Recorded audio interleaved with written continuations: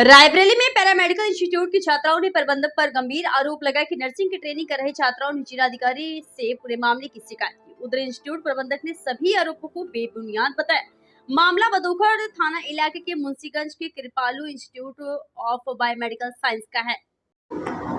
यहाँ की दो छात्राएं अनामिका और सर्वेश यादव की शिकायत पत्र देते हुए कहा कि हिंदू प्रतीकों पर हमला किया जा रहा, सिंदूर और बिंदी लगाने पर पाबंदी लगाई जा रही। छात्राओं ने ये भी कहा कि प्रेगनेंसी के दौरान अबॉर्शन कराए जाने का भी दबाव बनाया गया है। छात्राओं ने कहा कि अबॉर्शन न कराए जाने की स्थिति में उनका पंजीकरण निरस्त कर दिया गया, फीस भी वापस नहीं की जा रही। उधर प्रबंधक ने सभी आरोपों को बेबुनियाद बताते हुए कहा कि सिंदूर और बिंदी लगाने से कोई पाबंदी नहीं, बस गहरा सिंदूर ना लगे क्योंकि इससे मरीज के ऊपर झड़ने का खतरा रहता है। गर्भ अवस्था को लेकर लगाए गए आरोपों के संबंध में कहा कि छात्र ने स्वयं गर्भावस्था के चलते अटेंडेंस पूरी ना होने की संभावना के तहत अपना रजिस्ट्रेशन कैंसिल करा दिया। नियम विरुद्ध फीस मांग रहे और फीस वापस मिलने में ही हो रही देरी के चलते दबाव बनाने को लेकर ही दोनों छात्राओं ने जिलाधिकारी से शिकायत की है। वहीं संस्था की अन्य छात्राओं ने उनके साथ ऐसा कुछ भी ना होने की बात कही। प्राइम के न्यूज चैनल के लिए राम भवन, रायबरेली, उत्तर प्रदेश। क्या नाम है? अनामिका साहू।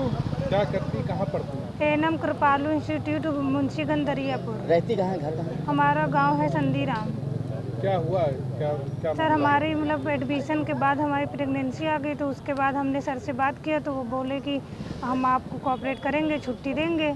और बाद में 1 महीने क्लास भी ज्वाइन की। उसके बाद वो बोल रहे हैं कि अब तुम कोऑपरेट नहीं करेंगे, अपना एडमिशन निरस्त करवा लो, आपकी फ़ीस वापस कर दी जाएगी। जब हम एप्लीकेशन भी लिखवा लिए, एप्लीकेशन सबमिट कर दिए, तो अब बोल रहे हैं कि फ़ीस नहीं वापस होगी, जो करना है कर लो जाके। और सर, वहाँ के रूल नियम भी बहुत सख्त कर रखा है। सिंदूर न लगा के आओ, बिंदी न लगा के आओ, चूड़ी न पहन के आओ, एक डाल के आओ। मतलब ऐसे सब बहुत मानसिक प्रताड़ित भी वहाँ करते हैं।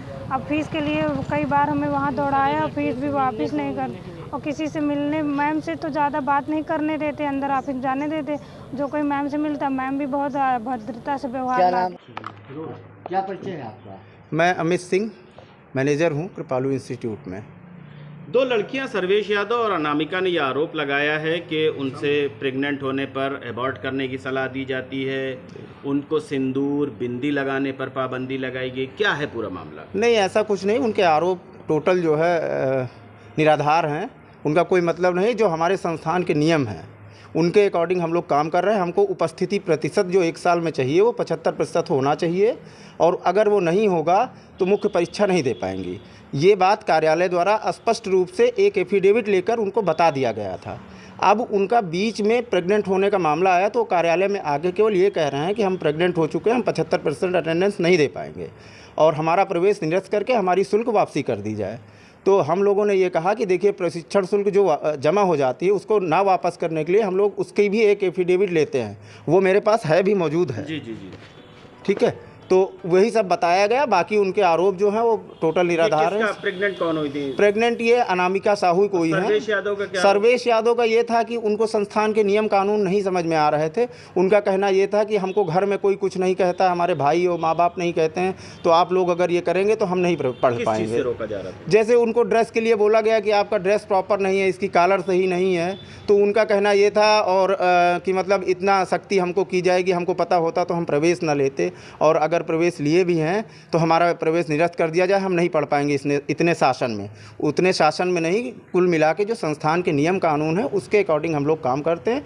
जो इंडिया नर्सिंग काउंसिल और उत्तर प्रदेश में स्टेट मेडिकल फैकल्टी की गाइडलाइन है उसके हिसाब से हम लोग नियम कानून अपने चलाते हैं। तो क्या नियम में ये भी है कि सिंदूर न लगाएं? नहीं, ऐसा कुछ नहीं है। बस नॉर्मल के लिए कहा गया है कि सपोज करिए आप किसी मरीज के साथ में कुछ काम कर रहे हैं तो आपका सिंदूर ज़्यादा रहेगा, वो गिरेगा तो आपका कहीं ना कहीं से स्वास्थ्य में आगे मरीज को दिक्कत होगी। इस वजह से बस नॉर्मल तरीके से रहें।